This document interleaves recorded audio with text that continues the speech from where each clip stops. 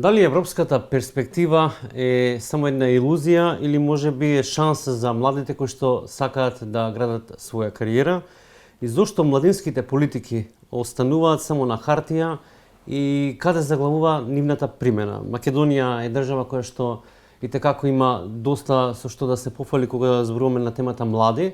Меѓутоа многу повеќе ќе дознаеме од нашите денешни соговорници Методија и Нина, кои што се впрочем дел од Младински сојуз Крушево, организација која што целосно е фокусирана на прашања кои што ги тангираат младите и се обидуваат на некој начин да допринесат за она што младите го сакаат да го постигнат, но и она што можат.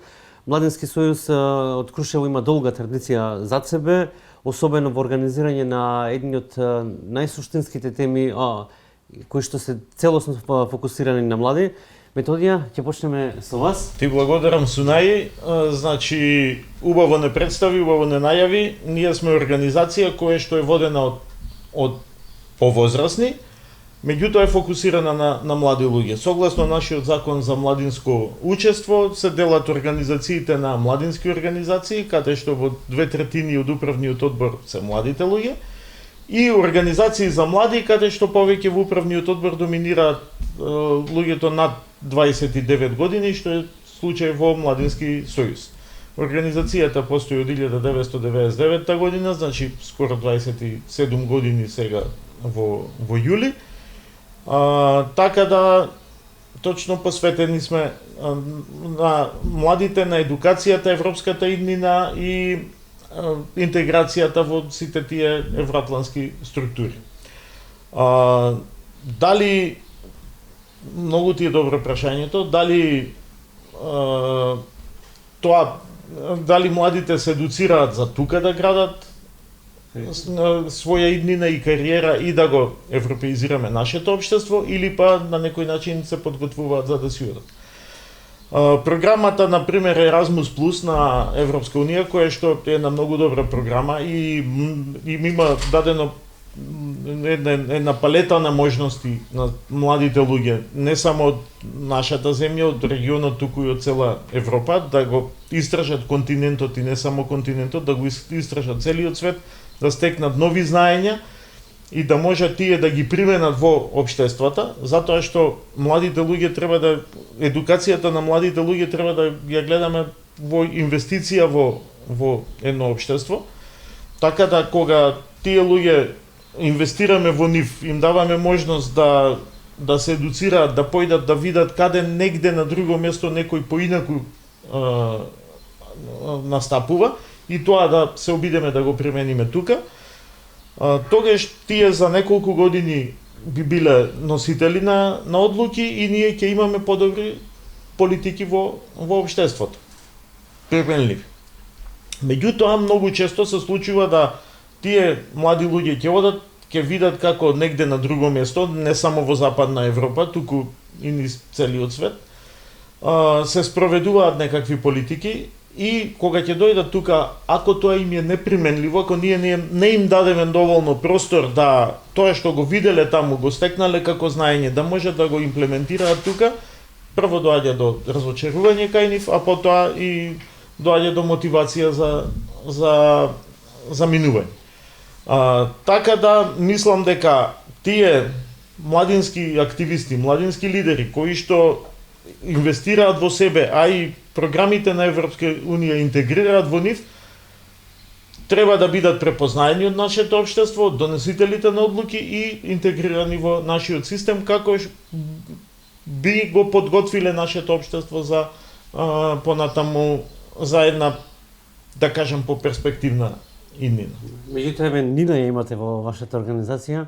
Нина, слушајќи го Методија, можеме некако да конкретизираме дека добри сме на полето на тоа како младите ја гледаат визијата за државата, меѓутоа искуствено од твоја страна, кога зборуваме за овие европски перспективи, дали тие навистина отвараат простор за младите да влијаат врз креирањето на политиките или можеби само се гледате како декор при креирање на тие политики? Дали имате еднакво учество во тие политики? Па би сакала прво да се согласам дека апсолутно младите повизионерски, поевропски ја гледаат државата, затоа што тие секогаш носат една нова енергија и нова перспектива која што сегашните, да кажем, релевантни чинители маца имаат стагнирано.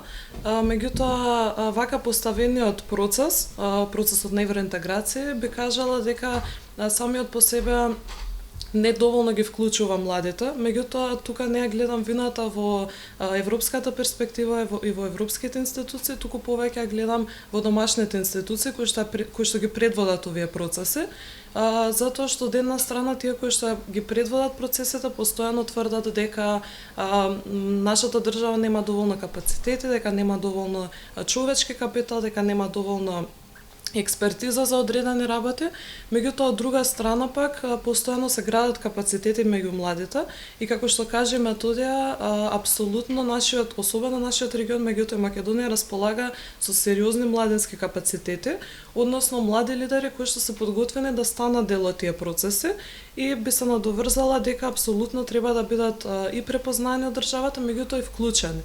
Односно да се гледаат како партнер кој што може да дополнително да ги зајакне и забрза евроинтегративните процеси и на некој начин да донесе некоја нова, посвежа визионерска перспектива.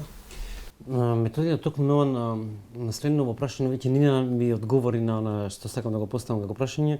Ние во суштина имаме одлични, би рекол, документи кои што се директно поврзани со млади. Имаме закон за младинско учество, имаме национална стратегија, меѓутоа повторно велам само имаме.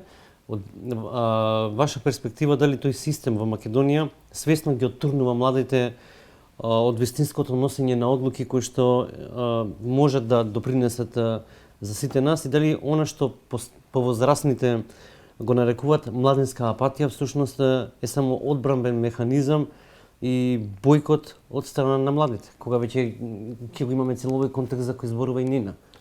Да, вие го дадовте и од одговорот на некој начин во самото прашање. Значи, ние имаме убави правни акти донесено, каде што е дефиниран младинскиот активизам и младинското вклучување. Меѓутоа, од друга страна, малку поинаку изгледа во практика.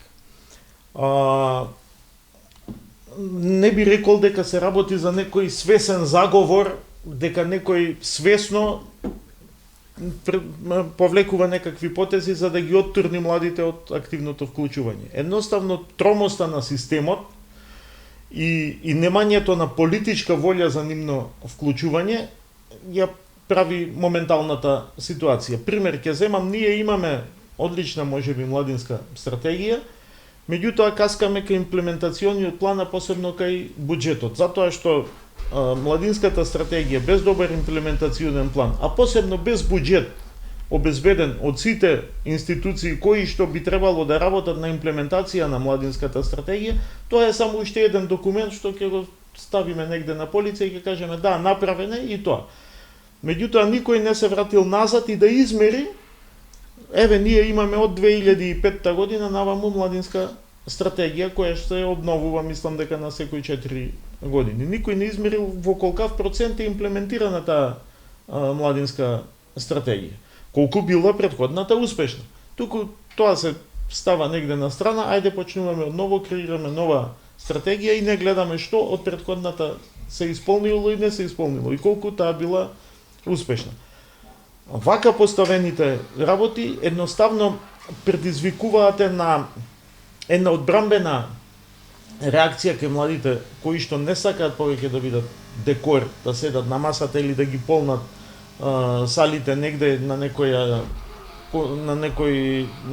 презентација и само да кажат да, тука сме, еве присутни сме. Едноставно ја имаат изгубено довербата во системот, дури ја имаат изгубено и довербата и во невладените организации. Дури и ние се соочуваме со проблеми во секојдневната работа како да се доближиме до младите луѓе. И се бараме некои иновативни начини како да им се доближиме и како да ги инволвираме во работата. Каде е тука проблемот? Прашањата кои што можеби се застарени или можеби немањето можност да она што ги имате испланирано да го имплементирате? Не, туку едноставно не веруваат дека со било каква вклученост може да предизвикаат било каква промена. И тоа е кај нив една одбрамбена реакција, се јавува кај нив и кажуваат, окей, ние што дека ќе дојдеме, што дека ќе направиме препораки или било каков друг документ, кога тоа никој нема да го слуша.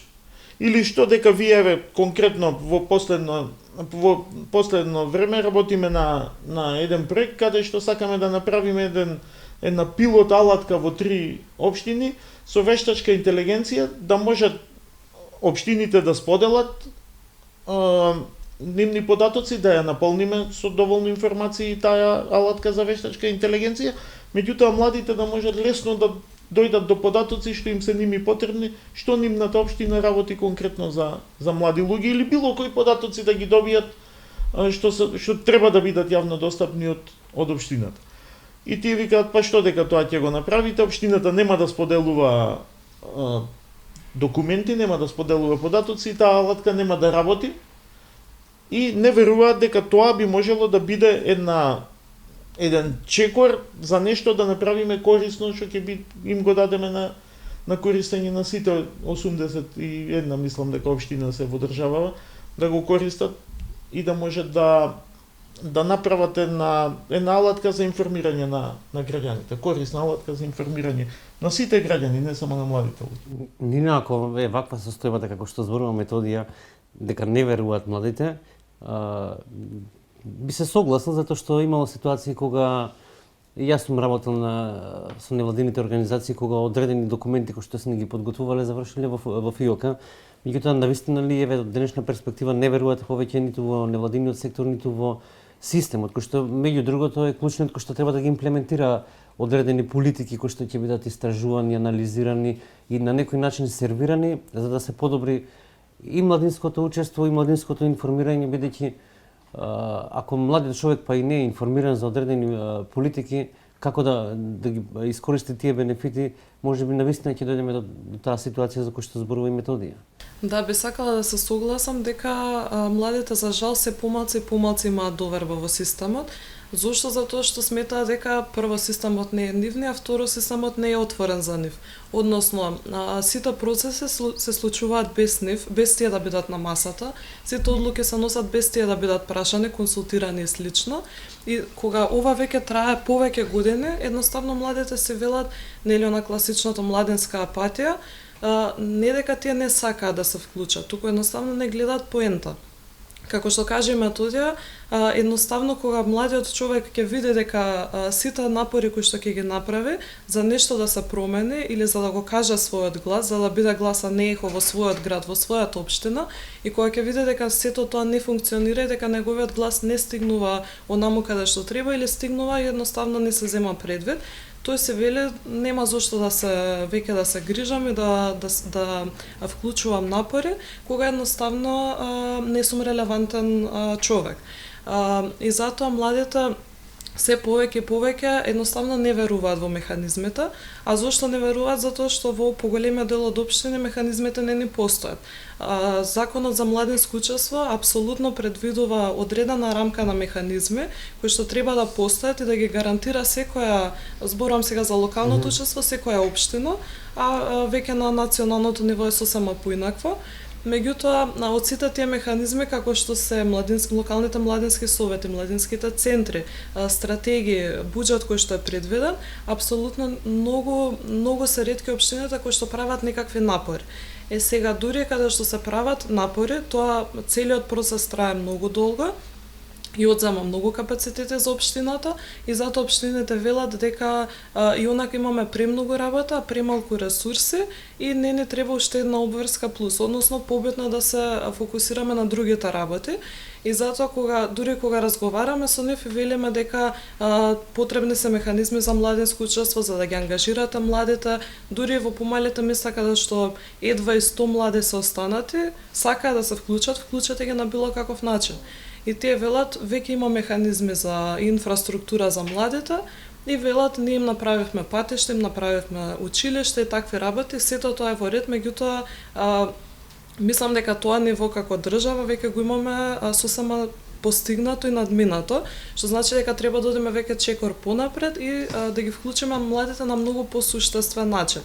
Така што а од друга страна на прашањето дали младите веруваат во граѓанскиот сектор, од нашето искуство, бидејќи секојдневно работиме со млади, би рекла дека младите не го гледаат спасот, меѓутоа го гледаат граѓанскиот сектор како еден механизам за да го кажат тоа што го мислат и за да се остварат себе си на едно позначително ниво. Така што тие се вклучуваат и токму ги користат и европските програми, и алатките кои што ги подготвуваме и се, чисто за да може да го кажат тоа што го мислат и да направат барем нешто надвор од нели она што има како граѓанска обврска.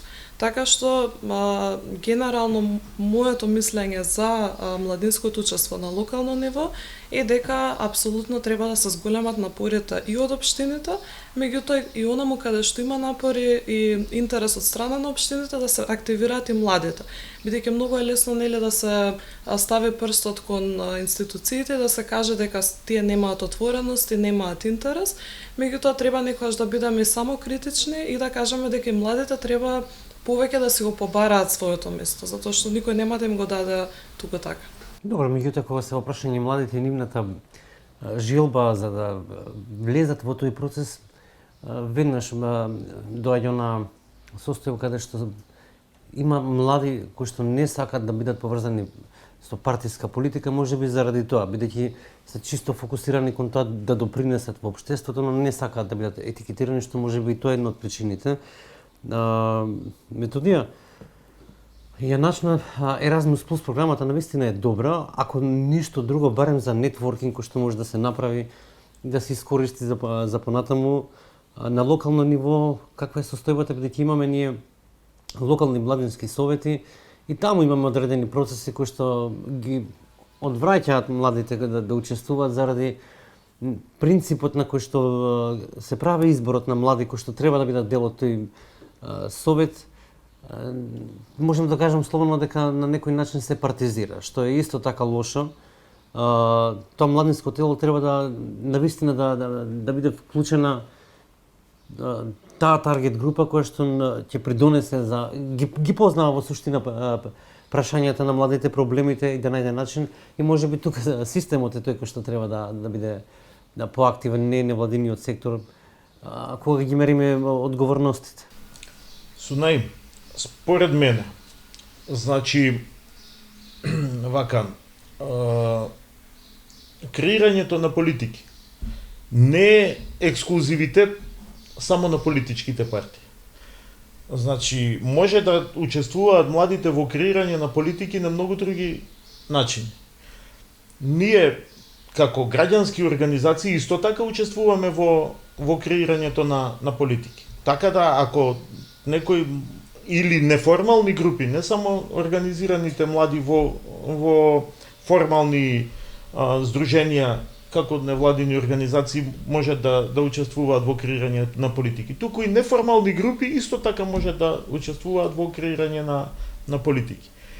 Меѓутоа, тука би поставил два проблеми на кои што можеби во иднина треба да работиме. Првиот проблем е недоволната едуцираност на самата јавна администрација, што се младински политики, зашто тие може да бидат и tekako корисни во локалната микросредина, почнувајќи од некоја локална, значи според организираноста на нашите општини, од некоја месна заедница па до општината и регионот и така натаму, зашто тие може да бидат корисни.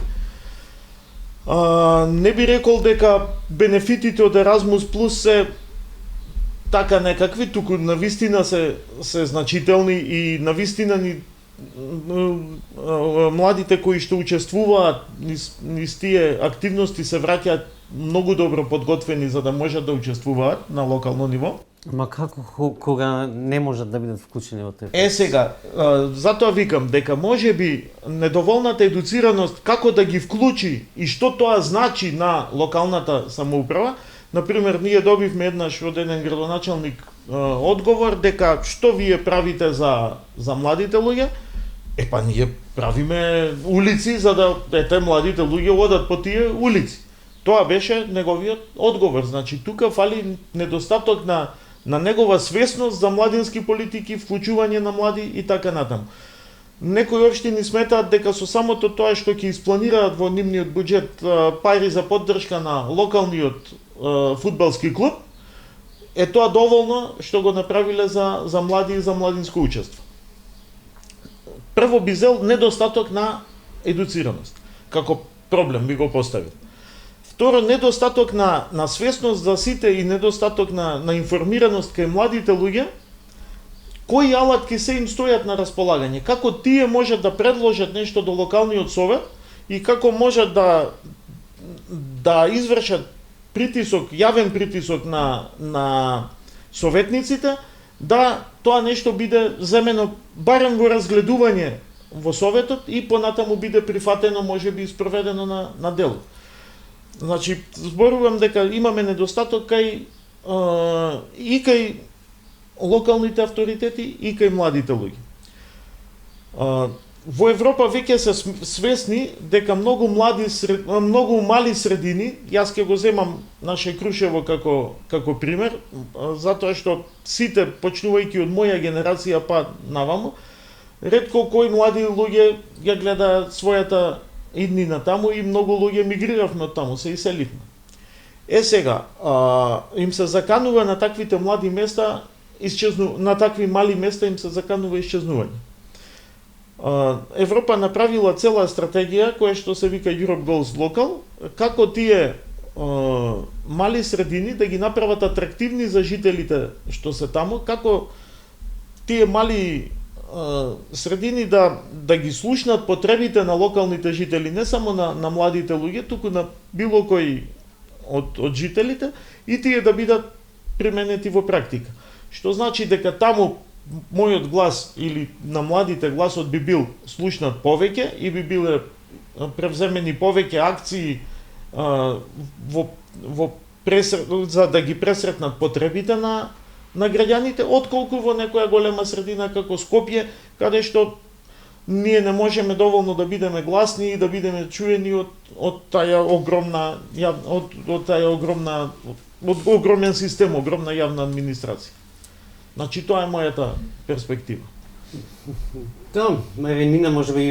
Да, колешката е сепак во групата на млади и може повеќе Да не се разбереме погрешно, не дека етикетираме, се знае, млад човек, нели... Да, дефинитивно дека различна генерација, различни се погледи. Нели, зборувавме за тоа Нина претходно, Gen Z, Millennials и така натаму, и сега кога Методија го начна ова како прашање, ја имам чувство дека младите учествуваат во креирање, меѓутоа се чист декор. Тоа можеме да го забележиме, особено затоа што доволно е да се појават само на настан, да бидат сликани со, ајде кога веќе зборуваме за политичко учество, па дури и социјално, и да се прикаже како младинско учество, може и не мора да ми одговориш, меѓутоа ние имавме Агенција за млади и спорт, сега веќе прерасна во Министерство, кој ќе се видат буџетиве, спортот не го прават само млади. Концептот млади е засебен, спортот е засебен. Дали може би и тука е едно од клучните прашања дека треба ова министерство да се занимава многу повеќе и со младите отколку само со спортот? Да, тоа беше прашање на претходната агенција, затоа што и претходно како такво тело поголемиот фокус беше ставен на делот со спорт. И дури кога ќе ги прашавме доносителите на одлуки, например, колкав е вкупниот буџет за младе во државата, никогаш не добивавме одговор, бидејќи никој не располагаше со таков вид на податоци. А како можеме да зборуваме и за политики и понатаму за реформи и слично, кога подобната точка не се знае. Сега во однос на новото министерство, апсолутно е комплицирана работата, затоа што и самите луѓе кои што се беа дел од агенцијата сега се од министерството и новите кадри имаат проблем што се уште како да кажам, се уште не им се точно предвидени ингеренциите и точно кој во кој дел нели има надлежност и што треба да иницира. Така што апсолутно ние како граѓанска организација за млади, апсолутно нашата порака е дека треба да биде поголем фокус ставен на млади. Спортот е секако многу клучен елемент од општественото живење, меѓутоа исто толку се битни и политиките за младите, особено кога е ваква ситуацијата како што веќе разговаравме, и би сакала само да се надополнам во однос на процесот на формирање на локалните младински совети, дека зошто на пример младите сметаат дека се партизира целиот процес и некако имаат одбивност. Мислам дека, да кажем, едно поедноставно решение би било самиот закон за младинско учество не предвидува никаков дел со санкции. Односно, доколку општината беше донесен во 2020 година, сега сме 2026, а уште многу општини воопшто немаат незапочнато процеси. А онаму каде што започна процеси, или веќе им е истечен мандатот, или пак се само декларативно формирани и не функционираат. Така што мислам дека е значено да се ревидира законот, затоа што сепак правото е жива материја, не треба да биде оставено како што било запишано во тој контекст и во тој момент. Не треба да биде оставено така, туку треба да се адаптира и да биде во чекор со новите ситуации, со новите трендови и слично. Особено кога станува збор за нов закон кој што прв пат беше донесен во нашата држава и бил донесен во сосема поинаков контекст, така што мислам дека треба да се воведе делот со санкции, односно да се предвидат некакви посилни обврски за самите општини. А во однос на партизираноста, апсолутно ги разбираме општините дека многу им е полесно кога и да треба да вклучат млади, додат преку политичките подмладоци. Зошто? Затоа што ги гледаат како најактивни и најблиски до нив, затоа што самите луѓе во советот најчесто се поврзани со нив. Меѓутоа треба да се работи ваквиот начин и ваквото размислување да се промени и да се свати дека младинското учество не е еднакво со партиското учество, односно младинското политичко учество не е исто со партиското, што значи дека доколку еден млад човек сака да биде активен и ангажиран во својата заедница, не е нужно мора тоа да биде преку политичката партија. Апсолутно секако може доколку тоа е неговиот избор, меѓутоа доколку не сака да биде, едноставно не се пронаоѓа во вредностите кои што ги носат можностите, тогаш може да се го одбере својот пат, така што потребно да се отвори тој процес и да биде потранспарентен за сите млади, а не да биде само исклучувачки за одредени млади. Дали може би и за двајца како подпрашање корупцијата, пошто од овие анализи кои што ги имам читано, а се фокус на млади, перспективата на младите со евентуален влез на државата во Европската унија, најголемиот проблем кој што го нотирате корупцијата во системот, недовербата, тоа само по себе се влече надолу. Здравствениот систем, затоа што без разлика здравството не познава граници, дали си млад, дали си повозрасен. И тука некаде ги нотират тие проблеми на страна, ова што е исто така демотивирачки, кога поддоминантни стануваат политичките партиски подмладоци од оние активисти кои што навистина вложуваат труд за некако тоа прашање да стигне во агендата, па и во парламент. Да, се согласувам со вас дека европската реформите кои што се потребни за доближување до Европската унија, до стандардите на Европската унија, несомнено дека треба да ги дека несомнено ќе ни донесат подобар квалитет на живот, подобро здравство, подобра инфраструктура, подобро образование. Меѓутоа, кај нас можеби и најголема пречка представува корупцијата, одредени, да кажам, политички, бизнис и општествени елити, на кои што им одговара ваквата ситуација, статус-кво ситуација како што е во моментов, да трае што подолго, затоа што тоа оди во прилог на нивните лични, бизнис, политички или било какви интереси. И од тука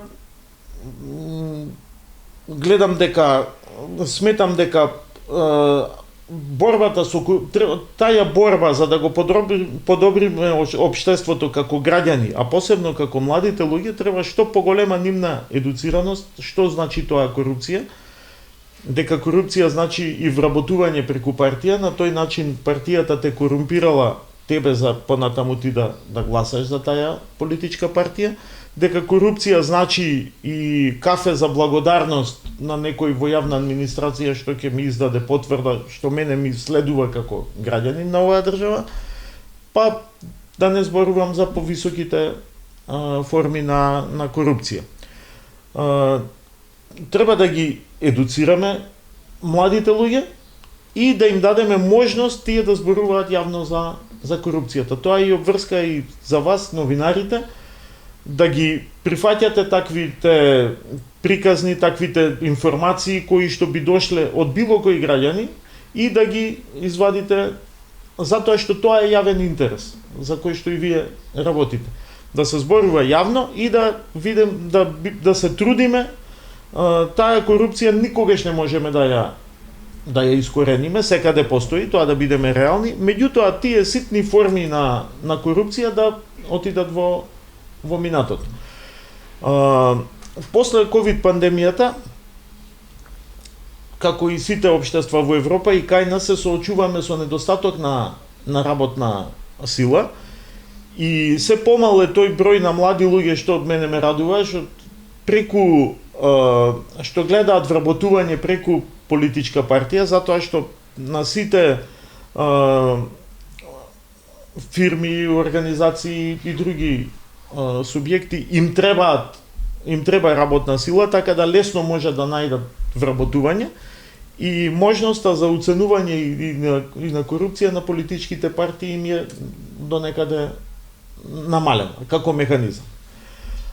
Зависи во кои средини. Во Скопје е една ситуација, во Крушево е сосема поинаква ситуација, меѓутоа секаде тоа како алатка им е земена од рак.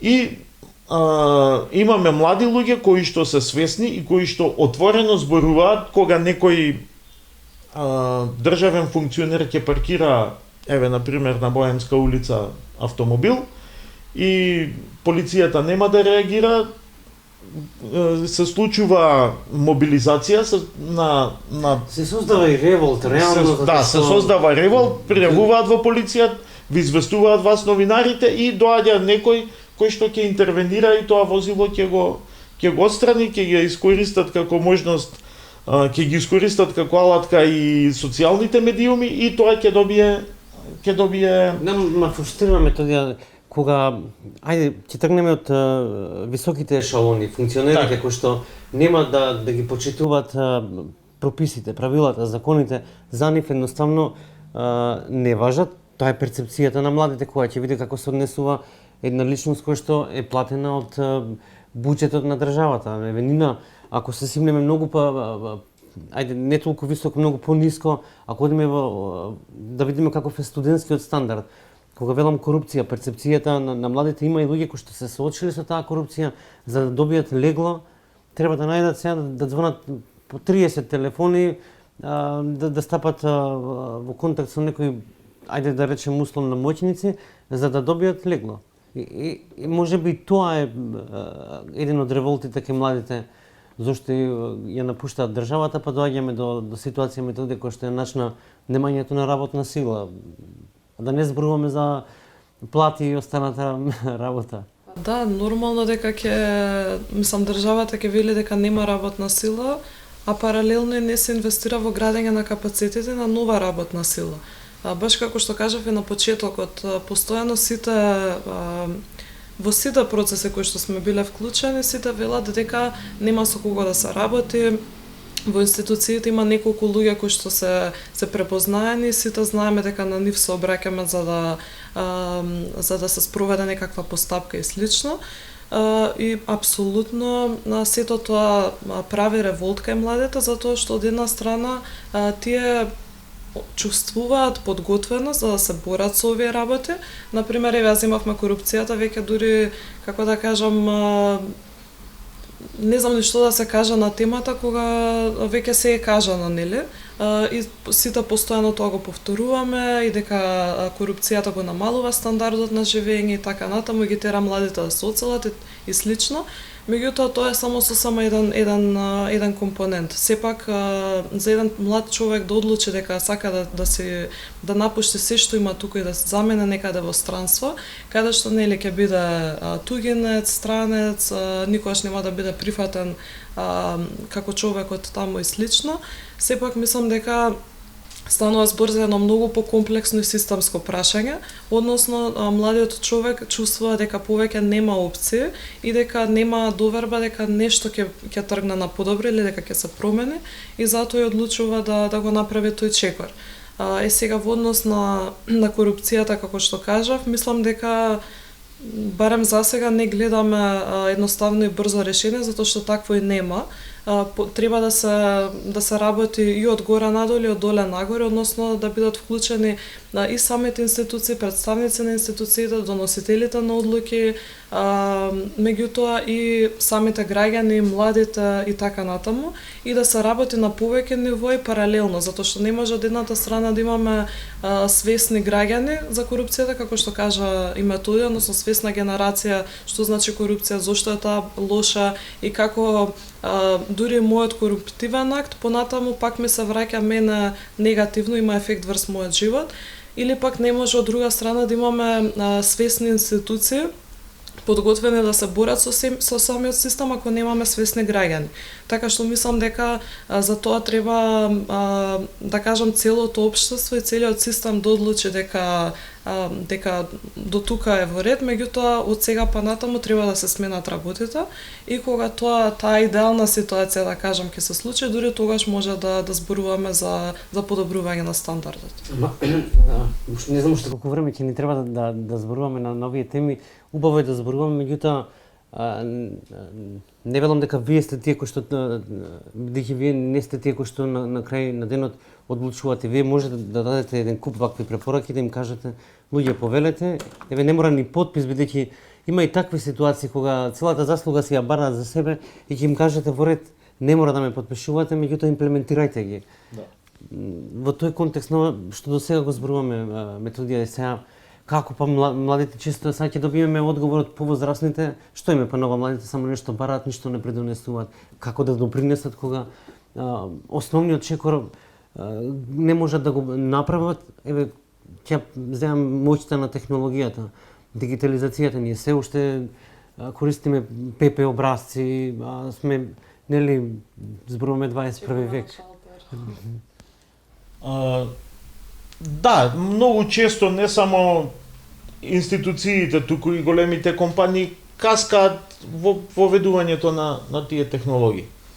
Меѓутоа, од друга страна, што можам јас да бидам, мислам, што мене ми прави задоволство кога ќе го видам како резултат од нашата работа, кога млади луѓе вклучени во наши активности, не само наши членови, значи вклучени во наши активности кои што дошле на настани или кои што сме ги испратиле некаде во странство да учествуваат на некои настани, ќе превземат некоја граѓанска иницијатива на локално ниво или едноставно ќе бидат гласни, ќе бидат активни, како што ви го кажав примерот со паркираното возило на некоја недозволена локација.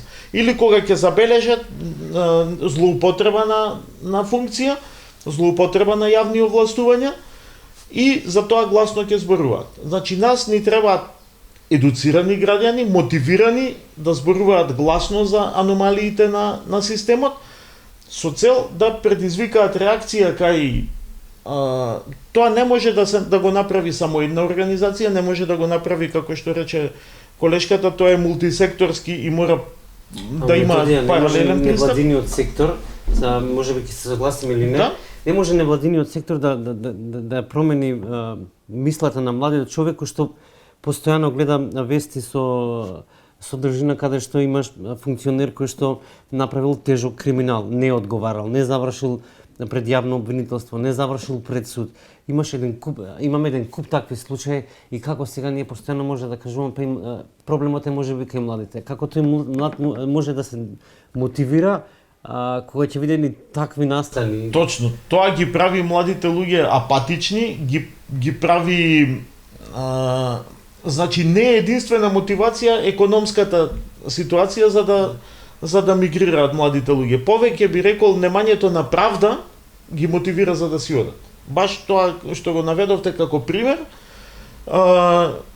ги мотивира младите луѓе да ја напуштат. Затоа што дури да сакат да направат некаков чекор, Нина, да сакат и да пријават, тие ќе се соочат со проблем, затоа што во истиот момент на пријавување ќе биде информиран тој што ќе биде пријавен. Последиците ќе бидат повторно кон така. Знаете како мојот одговор на ова, или како млад човек, би внела маца попозитивна нота. Апсолутно, дури јас самата сум се сретнала или сум се нашла во ситуација каде што се велам готово до тука беше, не можам повеќе, тоа е тоа. Меѓутоа што за мене беше, да кажам, turning point или точка на превривање е тоа што би кажала позитивни примери и уште повеќе напори. Да не се, односно младите да се фокусираат на успешните примери, како што каже Методија, дека сепак такви постојат, затоа што не може од 100% сите 100% да се негативни. Да тргнам од најосновните работи при пријавувањето. Не може да земеме нели предвид 100 службеници, сите 100 службеници дека ќе имаат истата реакција. Така што мислам дека само треба уште повеќе напори да се прават и да се користат, како да кажам, партнерите или механизмите за поддршка. Што значи тоа? Например, Европската унија преку евроинтегративниот процес апсолутно предвидува не само механизми, туку и ресурси кои што се потребни за спроведување на реформите во нашата држава. И не треба да се веднаш да се откажуваме, да велиме системот ни е прекомплексен и пренегативен за да направиме било што или за да можеме да смениме било што, туку да тргнеме од другата страна и да речеме што можеме дел по дел, чекор по чекор, мерка по мерка, институција по институција, затоа што само така можеме да го започнеме процесот и некако да се придвижиме во попозитивна насока. И како што каже Методија, потребни ни се младите лидери, односно активните млади луѓе кои што имаат капацитети, кои што им се изградени на еден или друг начин, таквите млади лидери да ги туркаат овие процеси. Односно, тие да ги користат и граѓанските организации како партнери, и европските институции, и дури оние национални институции кои што се подготвени да одат во истата насока, и чекор по чекор, нели секако со поддршката која што имаме да ги реализираме ваквите процеси. Апсолутно е многу комплицирана ситуацијата во моментот, затоа што, како што веќе кажавме милион пати, младите не веруваат и веќе губат и мотивација и желба да бидат вклучени. Меѓутоа, од друга страна, доколку го вклучиш младиот човек во процесот и тој го осеќа дека е негов, тој исто така ќе осеќа и дека има одговорност према процесот.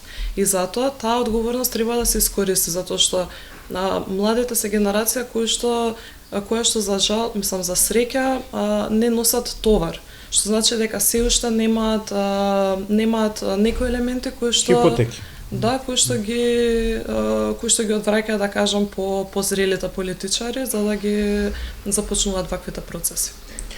Да, тука би додал дека и тие политички елити кои што ја кочат државата, не само политички и бизнис елити, кои што представуваат пречка за интегративните процеси, значи нив не им одговара и тоа што ако ние се придвижиме кон интеграција во Унијата, тогаш ќе имаме и европско обвинителство, што се случи во Хрватска со министерот за здравство Вили Берош, кога го истражувало европското обвинителство и ја откри корупцијата и без знаење на владата ја информираше полицијата и предизвика негово апсење.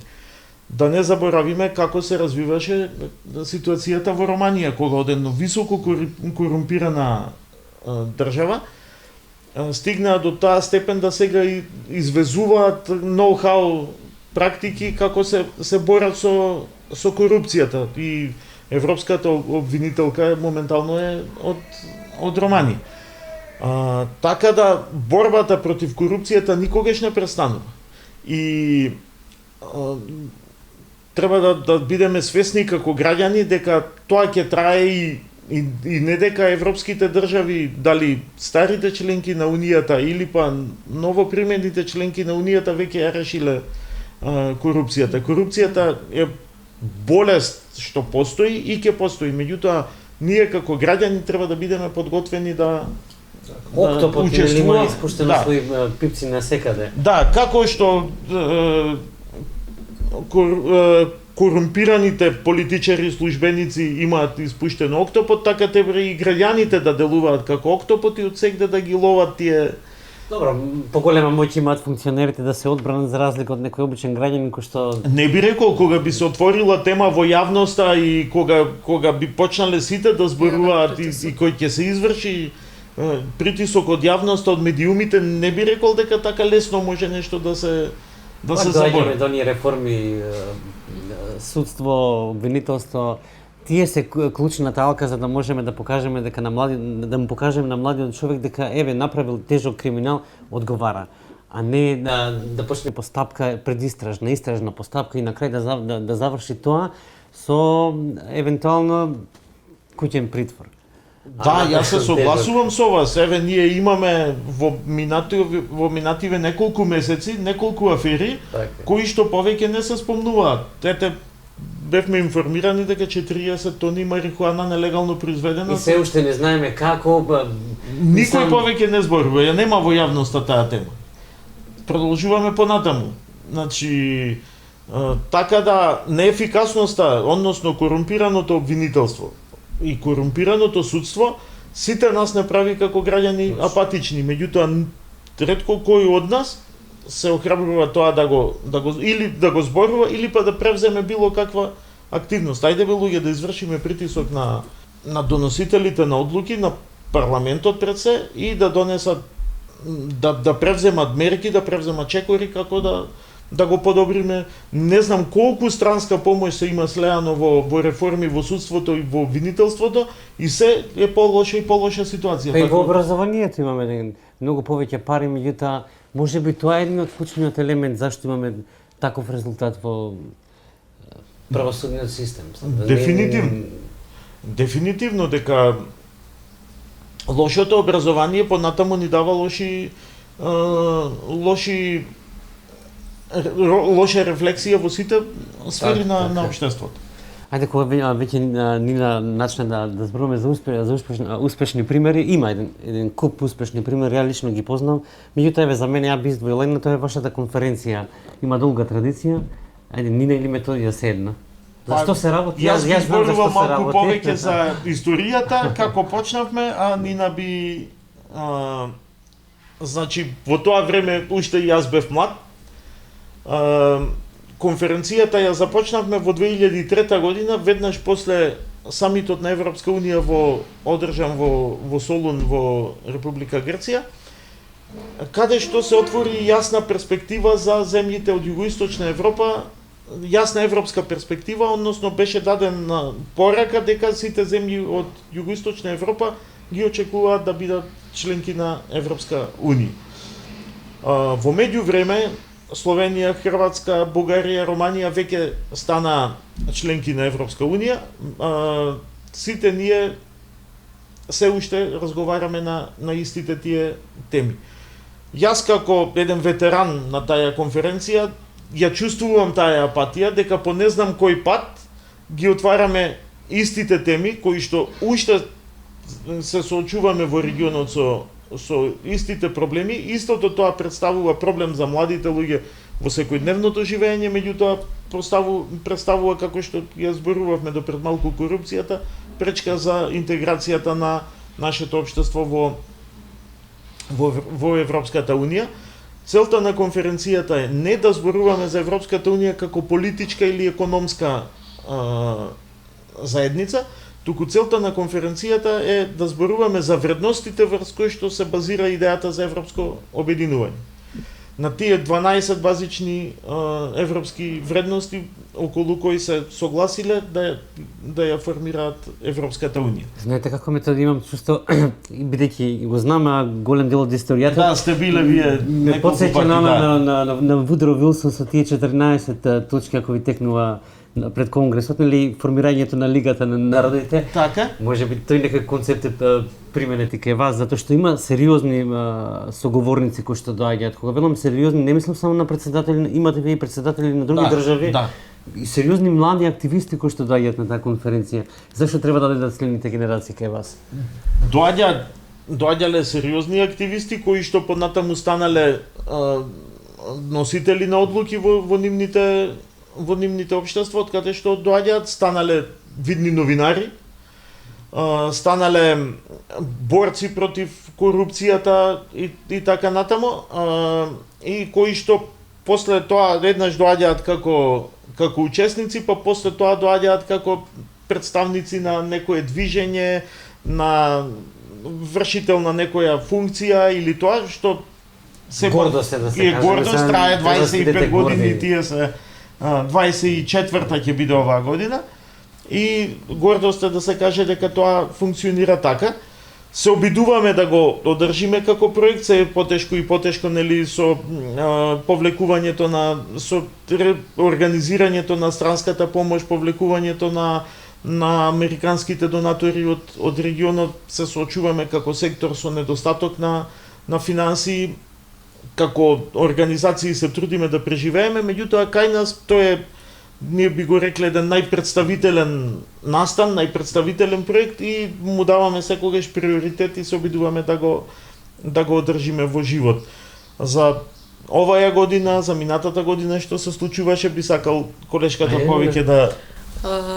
Да, исто би сакала само да се надоврзам дека конференцијата е навистина еден многу значаен настан за целиот регион, не само за нашата држава. Зошто? Затоа што секоја година вклучува помеѓу 60 до 100-120 млади лидери од 16 држави од југоисточна Европа и плюс Германија, Франција, Полска и слично. Она што е клучно дека конференцијата има изградена алумни мрежа од повеќе од 10.000 активни млади лидери, и суштината е дека ние како организација во сршта на нашата организација регионалната соработка, помирувањето и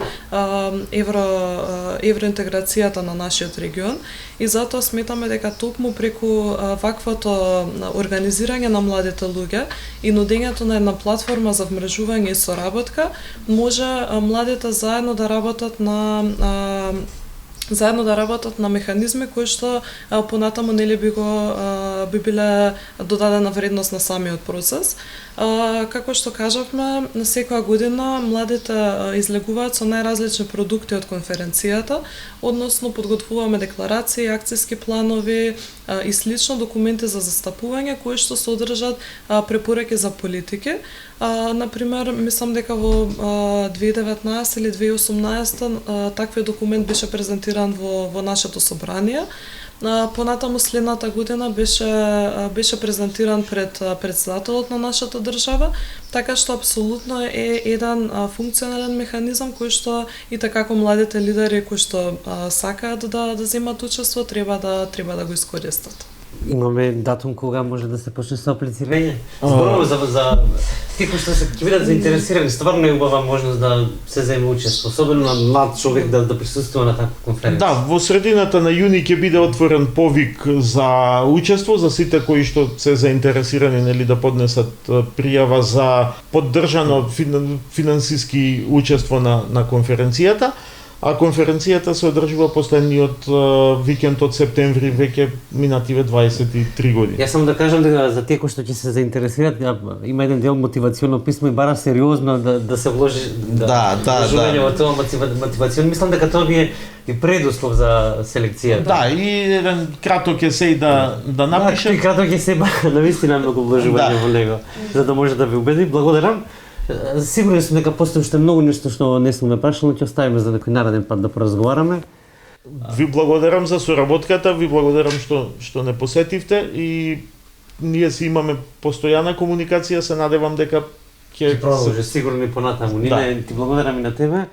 Ево, ова нека биде, можеби може така нешто да... Не, само би сакала да се заблагодарам што навистина сте еден од поретките медиуми кои што вистински даваат и го пренесуваат гласот на младите, така што благодарам секогаш на соработката. Благодарам и на вас. Нека биде тоа и прашање за понатаму да можеме да го разговараме, зашто и младите па ги нема се почесто, не се толку доминантни како политичарите во јавниот простор. А на младите веројатно им треба многу повеќе простор, им треба многу повеќе реален буџет, да се почувствуваат независни и моćни во донесувањето на одлуките, а не само да бидат декор за една фотографија која што ќе се прикаже како младинско учество. Ви благодарам на вниманието, останете и понатаму со програмата на телевизија 24.